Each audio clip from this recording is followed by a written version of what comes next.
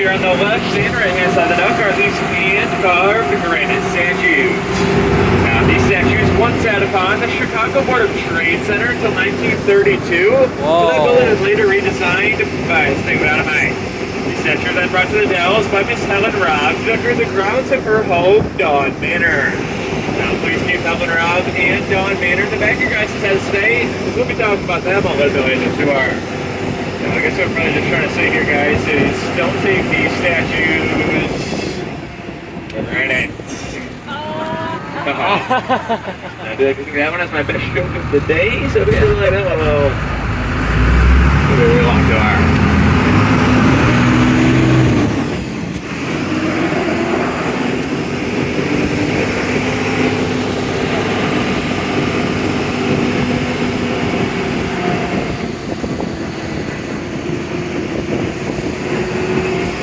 My grandpa would really love this one.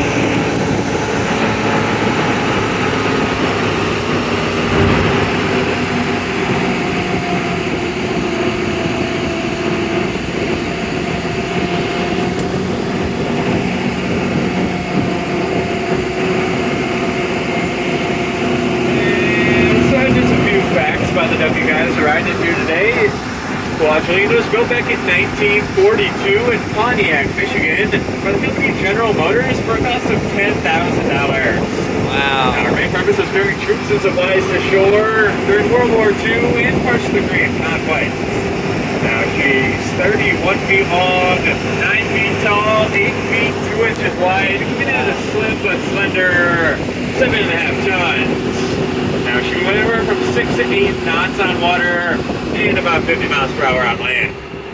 But just the other day, I got to go to about 75 right down this hill.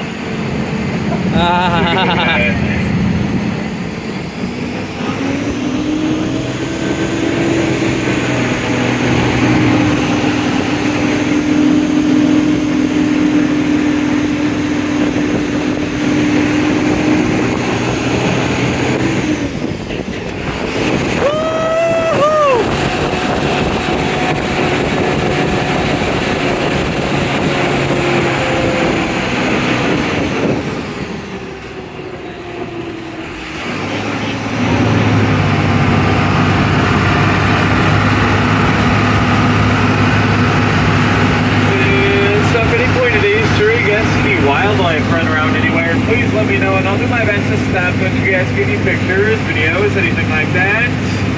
This counts for us to see white-tailed deer, turkey, eagles, and other wildlife around here, so please let me know if you see those.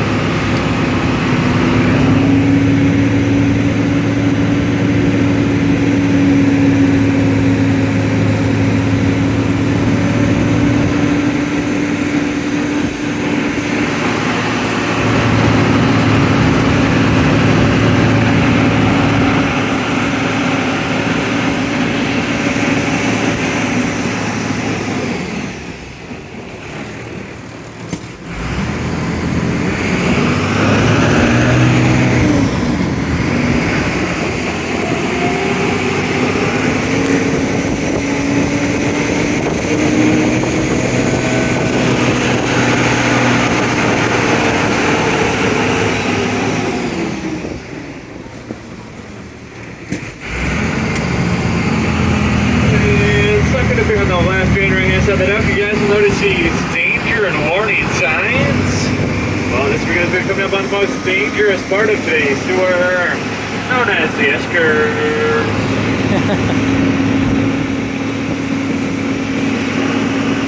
Now, I'm required to stop at the top of this hill, so you guys reach underneath your seats and grab those bright orange safety belts. Start this on this part of the tour, please. What? You guys, fine. Please let me know. I'm looking for about 80 reserve. You just gotta hold on.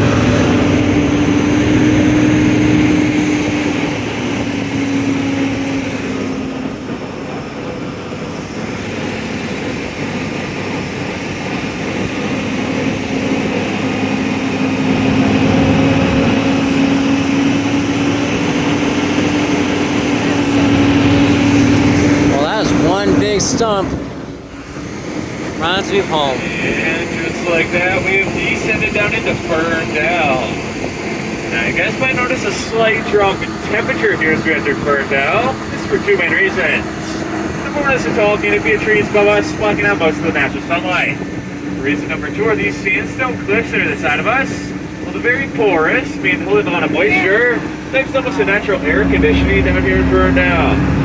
Like, maybe we're 5 to 10 degrees cooler down here in Ferndale than any other part of the city. Making you guys some of the coolest people in town. Whoa. Whoa, look at that.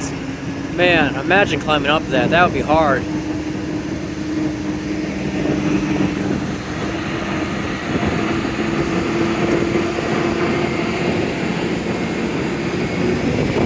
There's the river. Here we go.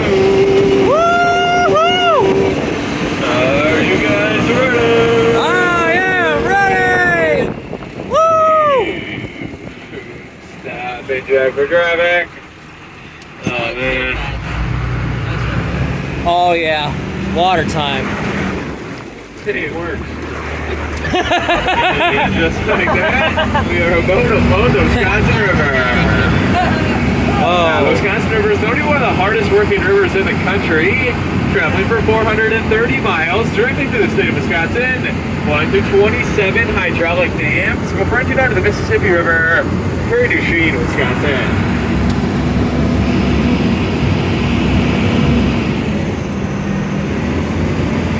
There's a boat over there.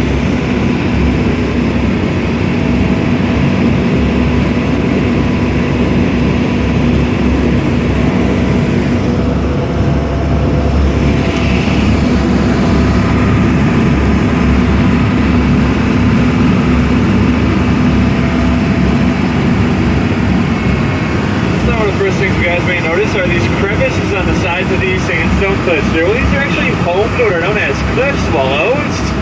Tiny little birds that migrate up here every summer from South America and build their homes to the sides of these sandstone cliffs.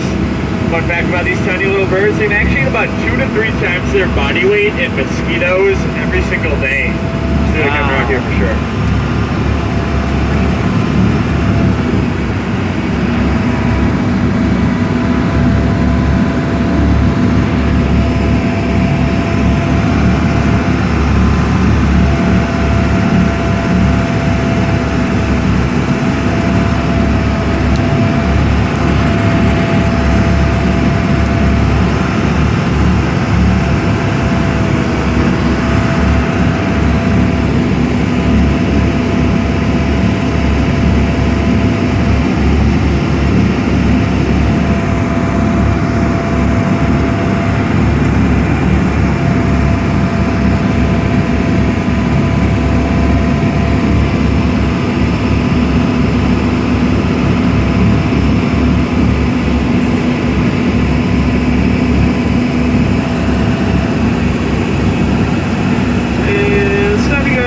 Shoreline to our left, down to that mushroom-shaped rock there in front of us.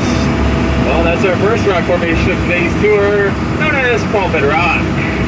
Now, the story behind Pulpit Rock goes a little bit something like this. About 200 years ago, a traveling preacher once sat upon Pulpit Rock playing music on his little baby grand piano. Now, one stormy thundering day, a lightning bolt came down, struck Pulpit Rock, splitting right in half, launching that preacher all the way to the top of the river to that tree. Let's set this little baby grand piano right off the other side, where it still sits to this day.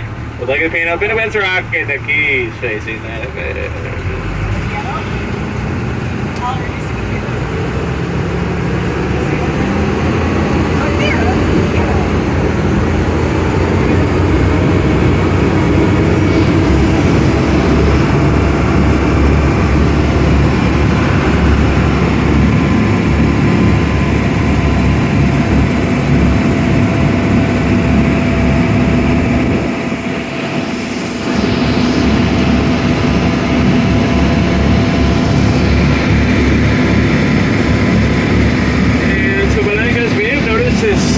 Brown tint that the water has here today. Well, this is actually not due to dirt or pollution, but something called tannic acid. Now, up in the northern part of the state, the Wisconsin River runs through these things called tamarack swamps with tamarack trees, and the water is brown color. Now, Now you might be thinking, tannic acid, well, that doesn't sound very good. But it's actually very natural and quite healthy. And found a lot of the drinks you guys might already had today, such as coffee, tea, Coke, Pepsi, and my personal favorite, Jack Daniels. Wow.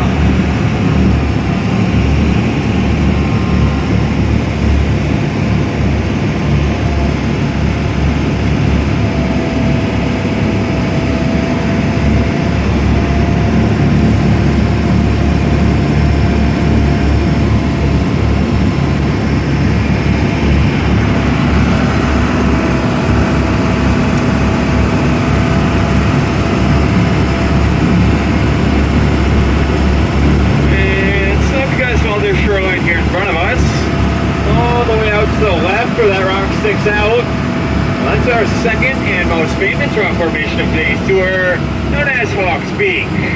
Now, if you guys can imagine, it would be that top rock sticking out there. Well, that could be the Hawk's upper beak. About 5 feet below that, the rock that could be the Hawk's lower beak. And that little slab rock in between those two, well, that could be the Hawk's tongue. And if you guys stretch your imagination a little bit further than here, let's split up in that top rock, well, that could be the Hawk's eye. And that big slab rock coming out towards us, well, that could be the Hawk's wing. This is across Wisconsin River. Now, I did mention this one most famous rock formation of today's tour. Well, that's because it actually featured on the cover of Life magazine back in the year 2000. Now, this rock formation was also a crucial landmark for traveling Native Americans and loggers back in the day. Nice.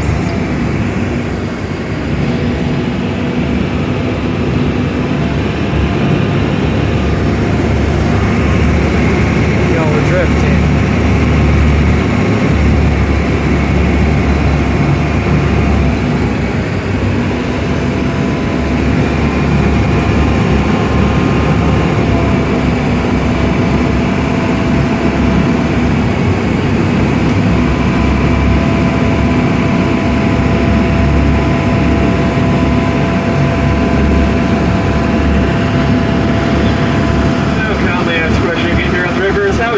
The Wisconsin River. Well, it varies from spot to spot, averaging about 20 feet deep. But the deepest point of the entire lower river in the Dells is actually right below us right now, at 50 feet deep, right below Hawk's Beak.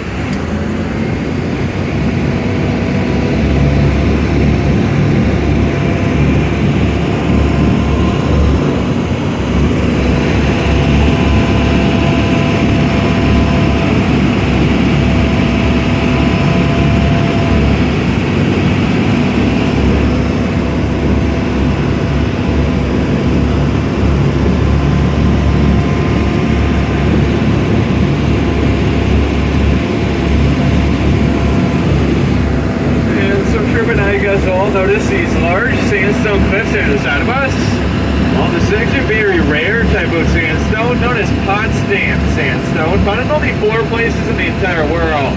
Wow. Number 1 being Potsdam, Germany, where it got its name. 2 is Switzerland. 3 is upstate New York, where it's almost completely underwater. And the 4th and final location is right here on the Wisconsin River for about a 10.5-mile stretch.